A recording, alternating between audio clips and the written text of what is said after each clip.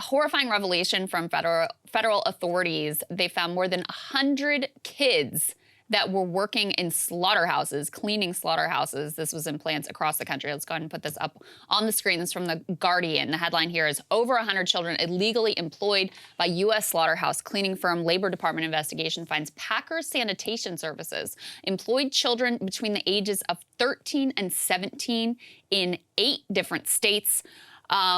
Some of the details here are truly horrifying. So they found kids were working with hazardous chemicals. They were cleaning meat processing equipment, including back saws, brisket saws, and head splitters.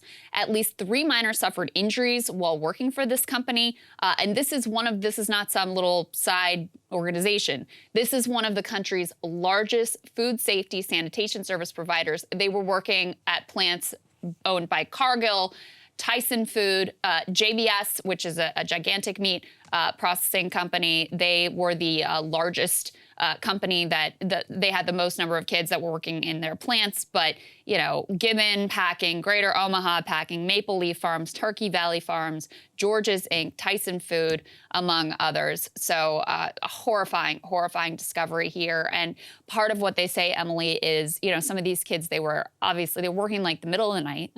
While these meat packing plants are closed. And so they're falling asleep in school. Some of them suffered chemical burns. Just unbelievable that this is going on in America right now.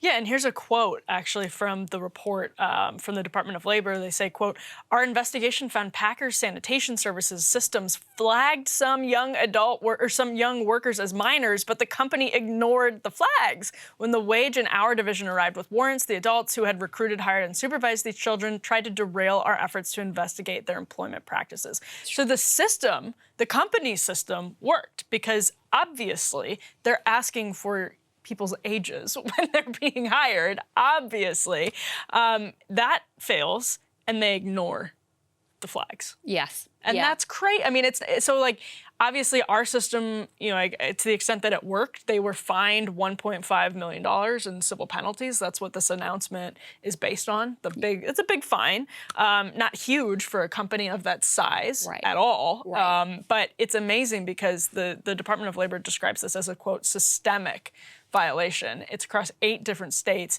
lots of different kids involved, but you can see when you really zero down that their investigation found that they were flagged as children. Yeah, and the company just didn't care. I mean, there's a couple things that could be relevant in this situation.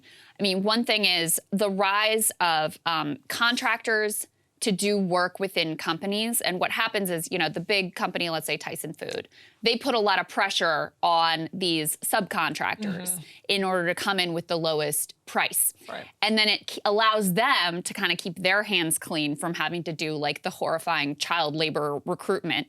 And the lowest possible, the lowest bidder ends up getting the gig, and they engage in all of these flagrant labor law violations, and it sort of protects the bigger company from dealing with any of the charges. Who knows if Tyson Foods or these other giant corporations had any inkling of what was going on with the sanitation company? It's certainly possible that they did. So that's one piece of this. The other piece that I think is relevant here is we're in a situation where people are not doing well economically because wages are still low and inflation is still high, but the unemployment rate is very low. And so a lot of companies are struggling, at least at the wages they want to pay, to get workers in. So guess what? You have unscrupulous, I would say evil actors like this company who, in order to get around that, what do? They push for, it may be undocumented immigrants, it may be children, who are under the legal age where they could work in an environment like this. And in fact, there is a trend across the country right now in a number of different legislatures to loosen up the rules regarding child labor law.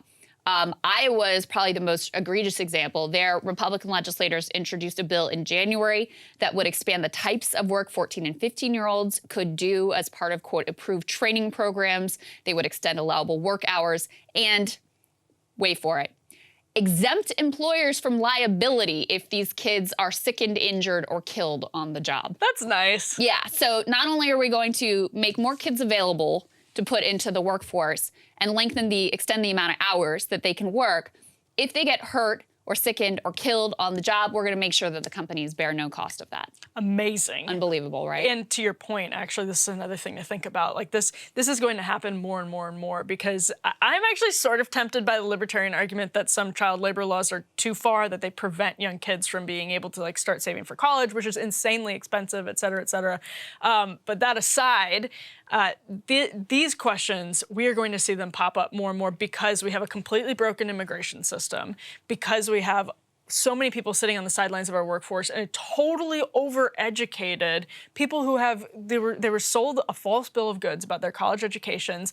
They're now looking for good jobs because they paid tens of thousands of dollars to go to college. They want to be working in a job that matches their degree so that the money wasn't a waste.